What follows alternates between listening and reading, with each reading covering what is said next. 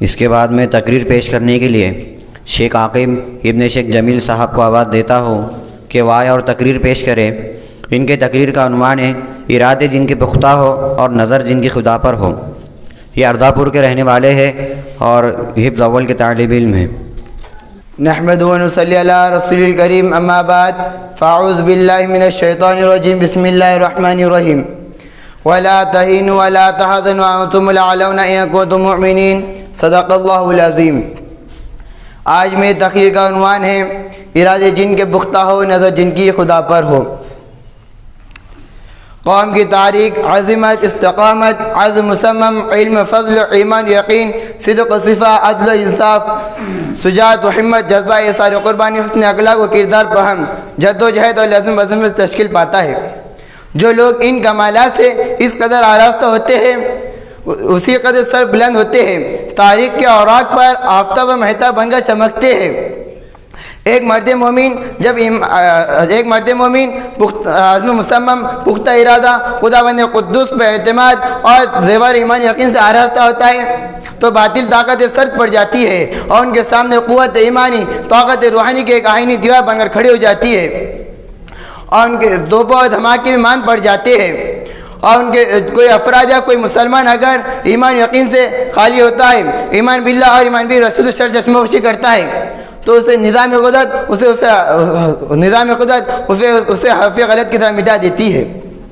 آج ہر طرف مسلمانوں کے تباہی و بربادی کے گیت گائے جا رہے ہیں، ہر طرف مسلمانوں کے حقوق پر ڈاکہ ڈالا جا رہا ہے۔ خاک و خون کا جو کھیل کھیلا جا رہا ہے اس وقت تک جاری رہے گا جب تک مسلمان غفلت و لادین کا شکار رہیں گے۔ صرف اسلامی نام رکھنے اور اسلامی رسمیں ادا گنے چنے رسمیں ادا کرنے سے کوئی شخص مسلمان اور کامل مومن نہیں ہو سکتا۔ اسلام اطاعت فرما برداری کا نام ہے۔ مسلمان ہونے کا مطلب یہ ہے کہ بندہ اپنے آپ کو خداوند قدوس کے اوپر سپرد کر دے۔ مسلمان وہ ہے جس کے قلب میں کلمہ لا الہ الا اللہ محمد رسول اللہ صلی اللہ علیہ وسلم کی حقیقت اس قدر جاگزی ہو جائے کہ اس کے دل و دماغ میں اسی کا ایک غلبہ ہو اور اس کے اذہان قلوب میں اسی کا ایک تسلط ہو۔ کلمہ لا الہ الا اللہ کو زبان سے ادا کرنے کا یہ نتیجہ ہونا چاہیے کہ اس کے زندگی میں انقلاب آ جائے اور اس کے اسلامی روح سرحد کر جائے، اس کے معنوی قالب میں ڈل جائے،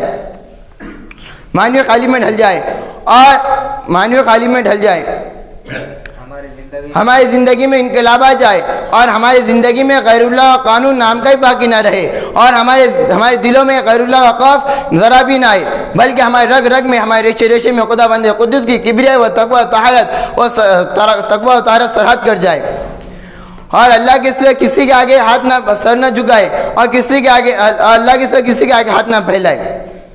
اللہ اس کے رسول کے احکام کے سمعنا و اطعنا کے سوا ہمارا کوئی قول عمل نہ ہو۔ اگر ایسا ہوگا تو ہماری قوت نفسانی اور جسمانی قوت نہ ہوگی بلکہ الحاکم الحاکمین قوت ہوگی، جو تمام جہانوں کا خالق اور تمام جہانوں کی ہر چیز سر پر سجود ہے اور ہماری ذات نور السماوات والارض کے جلووں سے معمور ہو جائے، جو تمام عالم کا حقیقی محبوب و خالق ہے۔ سچ فرمایا علامہ اقبال نے، کوئی اندازہ کر سکتا ہے اس کے زور بازو کا، نگاہ مرد مومن سے بدل جاتی ہے تقدیریں۔ اے مسلمانوں، تمہارے اوپر لازم ہے کہ خداوند قدوس پر کامل بھروسہ رکھو اور قرآن و سنت پر عمل کرو اور اللہ کی رسی کو مضبوطی سے تھام لو اور آپس میں تفریقہ مت ڈالو اور محمد عربی صلی اللہ علیہ وسلم کی تعلیمات کو اختیار کرو۔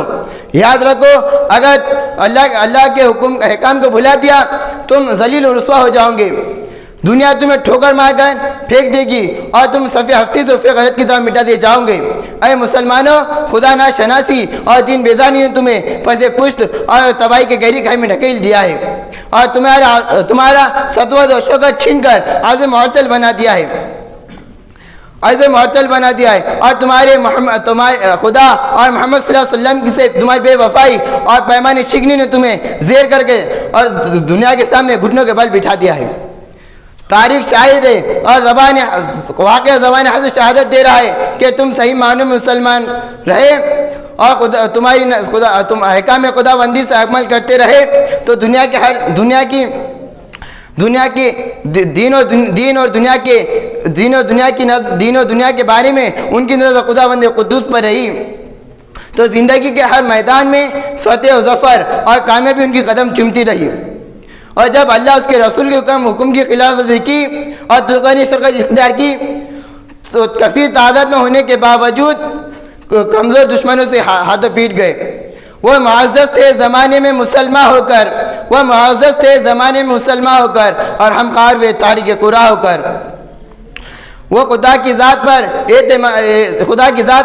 اعتماد ہی تھا, وہ خدا کی ذات پر بھروسہ ہی تھا. جب صحابہ اکرام 313 کی تعداد میں تھے تو پورے کفار عرب کو چیلنج دے دیا اور لاکھوں کی تعداد میں پہنچے تو پوری دنیا کا تذکر اعظم لے کر اٹھ کھڑے ہوئے اور ان کے پاس جو بھی طاقت آتی وہ پاش ہو جاتی. وہ ایمان یقین کے گوہر تھے, وہ عزم و استقلال کے پیکر تھے. مضبوط ایمان یقین سے سرشار تھے. ان کے دلوں میں ایمان یقین کی شمع جل رہی تھی جو کفر ضلالت کے جو کہ ہرگز نہ بجھا سکے. وہ محض توحید سے سرشار تھے. اللہ اس کے رسول کی محبت اور عزت نے بیک وقت 1000 کفار عرب سے لڑنے کا عزم عطا کیا تھا. شاعر کا قول, ارادے جن کے پختہ ہو نظر جن کی خدا پر ہو, ارادے جن کے پختہ ہو نظر جن کی خدا پر ہو, تلا تم قید موجوں میں وہ گھبرایا نہیں کرتے. سن لو گھبرانے کی بات نہیں, تم اس سر بلند نہ ہوں گے. وَلَا تَهِنُوا وَلَا تَحْزَنُوا وَأَنْتُمُ الْأَعْلَوْنَ إِن كُنتُم مُؤْمِنِينَ.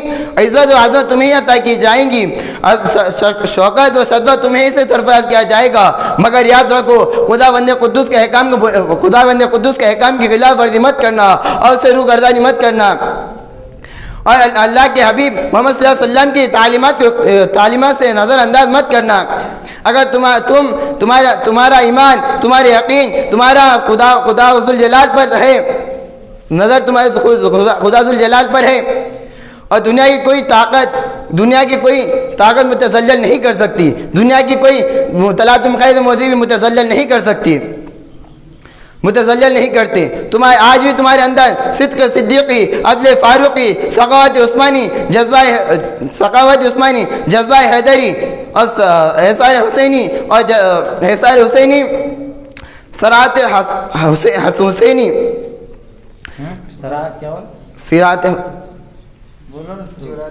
جرأت حسینی اور جذبہ خالدی اور روح